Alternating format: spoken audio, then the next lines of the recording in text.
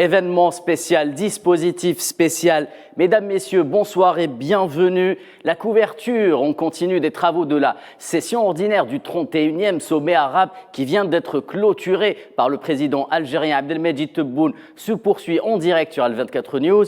Des travaux qui ont été sanctionnés par l'adoption de la déclaration d'Alger, suivie de la lecture en direct par le président de la République du communiqué final. Et nous allons sans plus tarder revenir sur les aspects les plus importants avec le professeur Abdelkader Soufi, docteur et chercheur en questions géopolitiques, qui nous rejoint par visioconférence. Professeur, bonsoir. Bonsoir. Notre confrère journaliste au service politique d'Al24 News, Sofiane Baroudi, m'accompagnera sur le plateau tout au long de cette émission. Sofiane, bonsoir. Bonsoir Khaled. Le sommet arabe d'Alger, nous allons débattre juste après ça.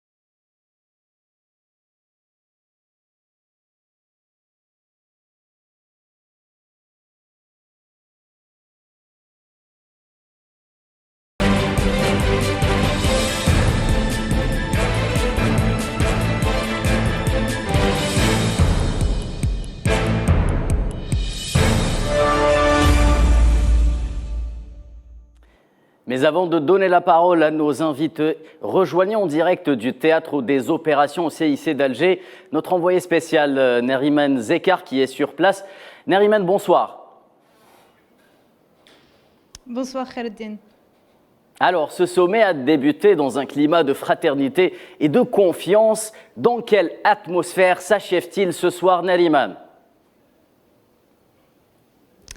Eh bien, Khaireddin, ce sommet s'achève dans une atmosphère plus que positive et surtout festive. Selon les affirmations du secrétaire général de la Ligue des États arabes, du président de la République ou encore du ministre des Affaires étrangères algérien, ce sommet arabe d'Alger est couronné de succès. Alors, cette deuxième et dernière journée des travaux du 31e sommet arabe se sont clôturées aujourd'hui avec la déclaration d'Alger lue par l'ambassadeur algérien Nadir Al-Arbaoui, où les différents dirigeants ayant participé aux travaux de ce sommet ont pu trouver un terrain d'entente sur toutes les questions principales posées dans l'ordre du jour de la réunion, à l'instar de la sécurité énergétique, la sécurité alimentaire, mais aussi la cause principale de la question palestinienne. Donc, Khaireddin, ce qu'on peut dire, c'est que c'est un sommet qui se clôture dans la fraternité, mais surtout dans la bonne humeur. Tout comme il a commencé. Merci Neriman Zekar. Vous êtes notre envoyé spécial en direct du CIC. Je me tourne vers vous, Sofiane Baroudi. Donc ce sommet arabe s'achève comme prévu sur une très bonne note.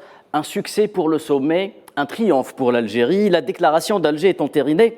D'abord, une première lecture à chaud de ce que contient ce document désormais stratégique. Je pense exactement que c'est un document de référence à valeur stratégique, c'est désormais complètement entériné. Le sommet arabe d'Alger, qui, comme vous le disiez, était censé être une réunion ordinaire au sommet, s'est transformé en un sommet extraordinaire de par deux facteurs principaux. Premièrement, la conjoncture internationale extraordinaire due à différents facteurs, la crise post-Covid, la guerre en Ukraine évidemment, le stress hydrique, la crise énergétique, mais aussi grâce et c'est l'élément principal qui a transformé ce sommet en sommet extraordinaire grâce à l'action extérieure, à l'action diplomatique algérienne qui s'est encore une fois distinguée et a démontré que l'Algérie était vraiment une puissance d'équilibre, un pôle géopolitique incontournable qui pouvait justement entraîner et donner des dynamiques pour aller de l'avant pour à la fois résoudre des crises, mais aussi proposer des perspectives viables. Oui. Et c'est ce que, justement, si vous voulez, concentre la déclaration d'Alger, qui est un document de référence qui s'est attaqué à différents aspects très importants de la crise, mais aussi de la solution. On pourra ensuite développer les principaux aspects tout au long de l'émission. Déjà, il y a bien sûr la cause palestinienne et l'engagement de la Ligue des États arabes à soutenir le peuple palestinien pour la consécration de ses droits légitimes. Il y a aussi différents autres aspects, notamment la résolution des crises régionales à travers des modalités pacifiques, politiques, mais il y a aussi la proposition, et c'est une proposition du président de la République, de donner et de doter la Ligue des États arabes d'instruments novateurs en impliquant la société civile et la dimension populaire dans le soutien de l'action arabe commune.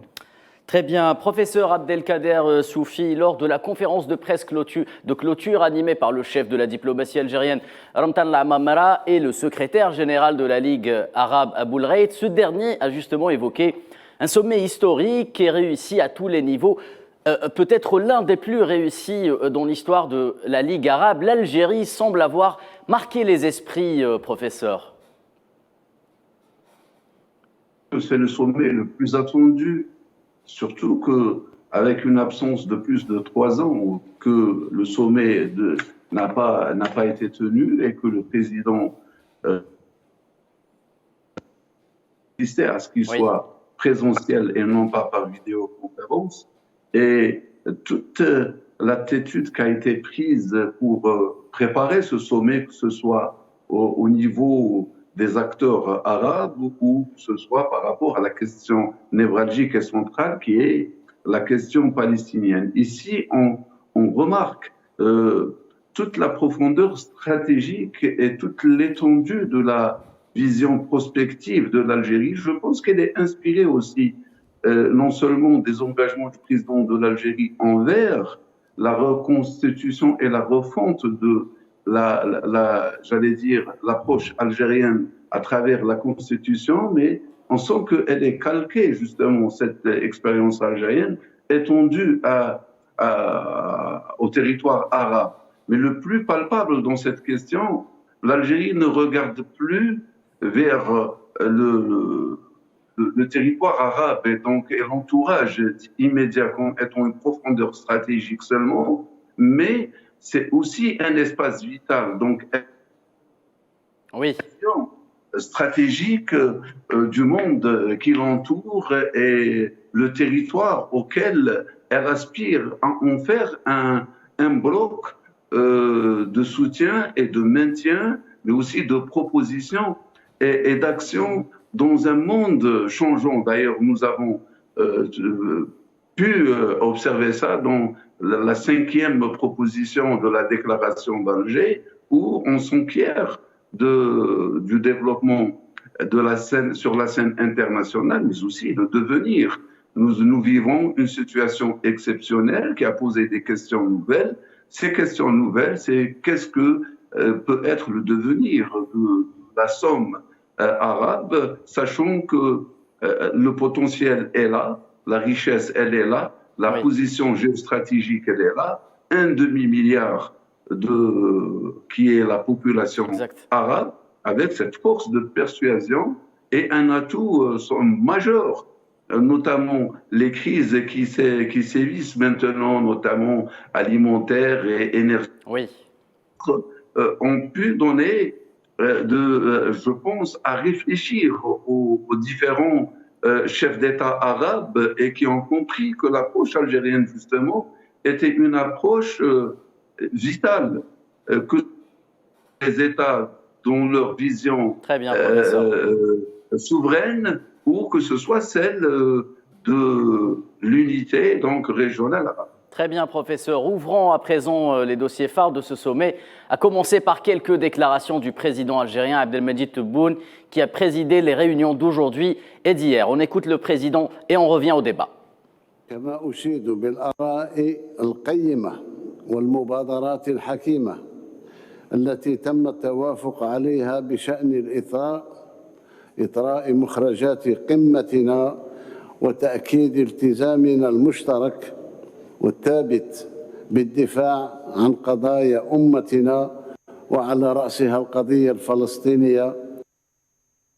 جددنا كلنا بشأنها دعمنا المطلق للشعب الفلسطيني من أجل استعادة كافة حقوقه المشروعة، وعلى رأسها حقه في إقامة دولته المستقلة في حدود جوان 67 وفق ما جاء في مبادرة السلام العربية، والتي تمثل الموقف العربي الموحد إزاء قضيتنا المركزية. Très bien, c'était donc le président de la République algérienne Abdelmadjid Tebboune qui s'exprimait au sujet de la Palestine, mais également qui remerciait les chefs d'État arabes d'avoir permis la réussite de ce sommet. Soufiane Baroudi, je me tourne vers vous. Bien évidemment, la Palestine consacrée cause centrale au sein de la Ligue arabe. Le président Tebboune, comme vous venez de l'entendre, a insisté en présence du secrétaire général des Nations Unies, Antonio Guterres, sur la reconnaissance inéluctable, pleine et totale de l'État de Palestine comme État de plein droit. Je pense que déjà, ce qu'il y a à retenir, c'est que le sommet d'Alger a redonné un souffle nouveau à l'action arabe commune concernant la cause centrale et la cause principale qui est justement la défense des droits légitimes du peuple palestinien, qui passe par et le président de la République l'a rappelé également lors du discours d'ouverture, qui passe par une période critique, par un moment de doute, parce qu'il y a des tentatives de liquidation de la cause palestinienne. Le sommet d'Alger a permis justement de donner un souffle, et ce souffle-là, à mon avis, est inspiré aussi de la date symbolique dans laquelle a eu lieu le sommet, qui est le 1er novembre, qui est la date commémorative de la glorieuse révolution algérienne, qui a été une des plus grandes impulsions de la nation arabe et qui a été le ciment aussi de l'action arabe commune. Et donc, je pense que la déclaration qui consacre justement un engagement plein des États arabes, à la fois à défendre les intérêts du peuple palestinien et les droits légitimes du peuple palestinien au niveau diplomatique, par exemple par la reconnaissance de l'État de Palestine comme étant un État de plein droit, mais aussi par les modalités de défense effective du peuple palestinien contre les agressions récurrentes d'un régime d'apartheid qui mène une politique, on va dire, d'annihilation complète, en tout cas une tentative d'annihilation complète, et on l'a vu aussi par la victoire, encore une fois, du camp fasciste, il faut le dire, de l'extrême droite dans l'entité sioniste. Et donc il y a une nécessité aussi de mener une action coordonnée pour défendre le peuple palestinien, pour défendre aussi la ville sainte, et ça a été rappelé aussi parce qu'il y a des tentatives justement d'atteinte à l'identité, à la civilisation, et aussi d'atteinte directement au cœur de la civilisation arabo-musulmane. Et au droit du peuple palestinien de disposer pleinement de sa capitale. Exactement, de sa capitale, selon ce qui est convenu par le droit international. Et il y a aussi un aspect très important, c'est la tentative sérieuse, parce qu'elle implique aussi tous les États arabes, d'autres États, notamment l'Union africaine, parce que le président Macky Sall, président de l'Union africaine, a aussi affirmé la nécessité de défendre les droits du peuple palestinien et la nécessité de coordonner une action afro-arabe dans la relance du processus de paix à travers l'initiative de paix arabe qui est bloquée par la partie occupante justement, et qui nécessite, si vous voulez, un rapport de force favorable à travers des synergies et à travers la fédération de tous les efforts possibles, notamment en soutenant les organisations de la résistance palestinienne qui se sont justement réunies, réconciliées et relancé une action positive à Alger récemment. Très bien, Soufiane Baroudi. Professeur Soufi, peut-on affirmer ce soir qu'une avancée notable dans ce dossier a été entérinée lors de ce sommet d'Alger? Je tiens à rappeler que le secrétaire général des Nations Unies, Antonio Guterres, a appelé depuis Alger à la fin justement de l'occupation israélienne en Palestine. Oui, absolument. D'ailleurs, dans cette déclaration finale où on exerce l'importance de la question et le droit inaliénable au peuple de jouir donc de son territoire et de sa vie politique, justement à la scène internationale à travers le président de la République, que l'Algérie est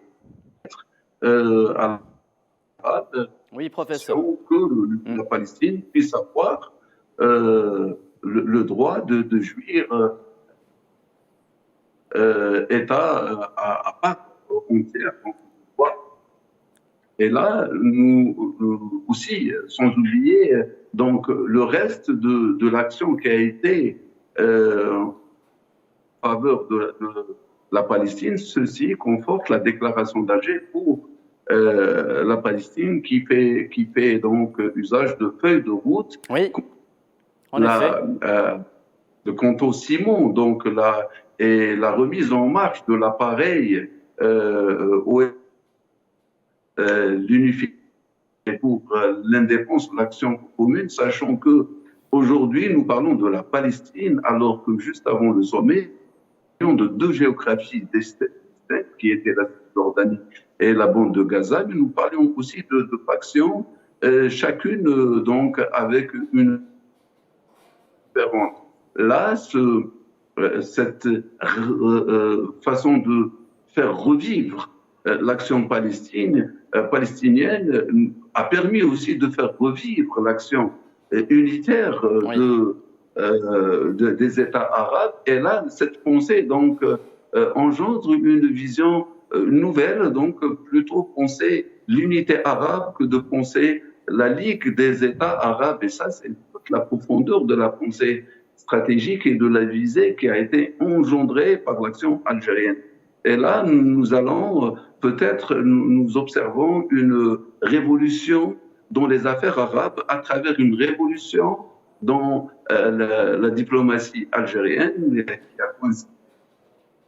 Donc, c'est toute la symbolique. Très et bien, c'est tout à l'honneur de l'Algérie, c'est tout à l'honneur du président de la République, M. Abdelmadjid Tebboune. Très bien, professeur. Passons sans plus tarder à un autre dossier. On va l'analyser avec vous, Sofiane Baroudi, pour commencer. Parmi justement les points essentiels à retenir également figure l'attachement des pays arabes au règlement interne et concerté de toutes les questions qui le concernent et à refuser toute forme d'ingérence étrangère. Ça a été rappelé fermement par le président algérien Abdelmadjid Tebboune. Ce principe est un cheval de bataille connu de l'action diplomatique algérienne, c'est-à-dire le principe de la résolution des crises à travers les modalités politiques et pacifiques en refusant toutes les formes d'ingérence étrangère. Et cette forme de processus a déjà connu une forme de succès relatif dans plusieurs dossiers. Je citerai par exemple le cas du dossier syrien où il y a déjà un procédé de réconciliation nationale qui a commencé à donner ses fruits, notamment à travers l'apaisement de plusieurs régions phares en Syrie, notamment Alep ou la banlieue de Damas ou alors d'autres grandes villes syriennes par les modalités justement de la réconciliation nationale. Après, il y a aussi d'autres dossiers très importants où l'Algérie propose justement des résolutions des conflits par la modalité de la justement politique et notamment le cas libyen. Et pour la première fois, à mon avis, il y a une forme de consensus qui a été construit sur la nécessité en Libye de privilégier déjà une résolution interlibyenne. Et même le président égyptien a insisté sur ça, sur la nécessité qu'il y ait une solution entre les Libyens et aussi sur le fait que la solution doit être démocratique par les Libyens eux-mêmes, c'est-à-dire par un processus électoral. Peut-on justement superposer ce consensus au sein de la Ligue arabe sur la décision ou l'appel des Nations Unies à aller rapidement, du Conseil de sécurité d'ailleurs, aller rapidement vers des élections en Libye ? La plupart des partis et des acteurs impliqués d'une façon ou d'une autre en Libye et aussi les Nations Unies appellent à une solution qui passerait par la légitimité des urnes et par la légitimité électorale. Ce qu'il y a de plus important, c'est qu'il y a aussi une forme, si vous voulez, d'insistance sur la nécessité de maintenir l'intégrité territoriale et l'intégrité populaire de la Libye en allant vers un procédé consensuel d'élection, parce qu'il y a aussi des actions de sabotage des modalités justement de l'action démocratique en Libye pour des intérêts que tout le monde connaît, qui sont des intérêts rapaces, notamment dans la conjoncture actuelle où la Libye constitue un acteur très important éventuellement comme alternative énergétique et aussi par la position de la Libye géostratégiquement ultra importante de pont entre les espaces méditerranéens, arabes et africains. Oui, entre les espaces euro-méditerranéens, africains et arabes, la Libye est une clé de voûte très importante. Et d'ailleurs, l'action diplomatique algérienne insiste sur la nécessité d'apaisement de ces régions-là où l'Algérie est aussi un acteur impliqué. D'ailleurs, l'Égypte aussi, et je pense que la présence du président égyptien est aussi un indice très très fort de la réussite du sommet arabe, non seulement pour l'action arabe commune, mais aussi pour une action concertée sur différents espaces géopolitiques très importants qui sont l'espace méditerranéen, africain et l'espace arabo-islamique plus généralement. Très bien, Sofiane Baroudi. Professeur Soufi, très rapidement, s'il vous plaît, ce sommet, justement, finit d'installer l'Algérie comme puissance d'équilibre au niveau international et acteur central de l'échiquier régional plus que jamais complexe. Là aussi, il s'agit d'un succès retentissant pour l'action diplomatique algérienne et à sa tête, celle du président Abdelmadjid Tebboune. Oui, absolument. Je crois que la Ligue arabe, donc très vite, elle a été mise à rude épreuve en 47, 49, avec la guerre justement de la Palestine, et ce qui fait que donc elle n'a jamais été ce que devait être, et donc les attentes de l'ensemble des Arabes. Au fait, donc jusque-là, elle n'a pu être qu'un outil entre les mains de forces externes, mais plus aussi un centre de divergence. Aujourd'hui, nous assistons avec une vision plus pragmatique, plus réaliste, qui a entrepris de voir le commun, le dénominateur commun entre les Arabes, plutôt que le différentiel.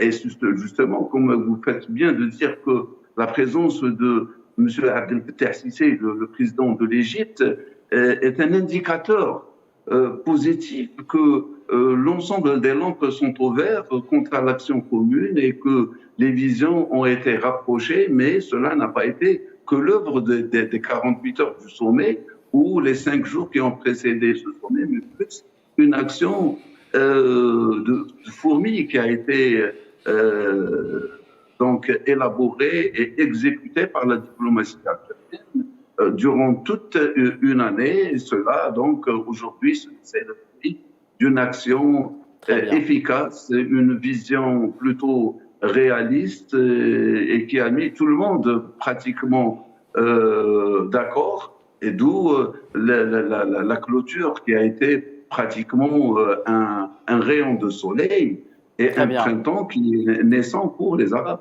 Très bien, merci professeur Soufi. Sofiane Baroudi, rapidement avant de se quitter, petite projection sur l'impact des résultats de ce sommet à travers l'adoption de la déclaration d'Alger sur les relations internationales extramuros arabes en 1 minute, s'il vous plaît. Je pense que ça propulse le monde arabe comme étant un acteur clé d'un apaisement géopolitique nécessaire au niveau mondial et d'une désescalade. Je rappellerai que la déclaration aussi parlait de la nécessité de dénucléarisation du Moyen-Orient et a appelé les acteurs concernés à prendre des initiatives positives dans ce sens. Et donc je pense que ce sommet-là promeut le monde arabe comme étant un acteur de paix international. Très bien, Sofiane Baroudi, donc c'est sur ces mots que s'achève ce débat. Je vous dis merci de nous avoir suivis. Je remercie également chaleureusement nos invités d'avoir alimenté ce débat. À très bientôt sur Al 24 News.